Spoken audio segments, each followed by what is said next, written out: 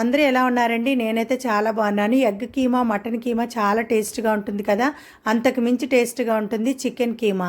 ప్యాన్‌లోకి ధనియాలు, యాలకులు, లవంగాలు, దాల్చిన చెక్క, నల్ల మిరియాలు, గసగసాలు, జీలకర్ర, ఎండుమిరపకాయలు వేసుకొని ఫ్రై చేసుకొని మిక్సీ జార్‌లో తీసుకొని పొడిలా చేసి పక్కనుంచుకోవాలి.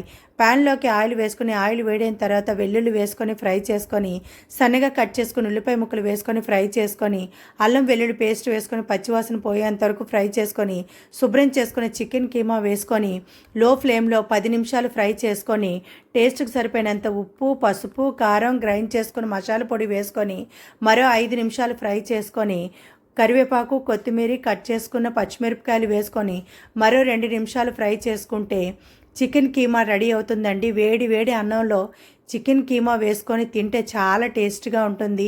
మరిన్ని మంచి వీడియోలకు మన ఛానల్ అయితే సబ్స్క్రైబ్ చేసుకోండి, లైక్ చేయండి, షేర్ చేయండి.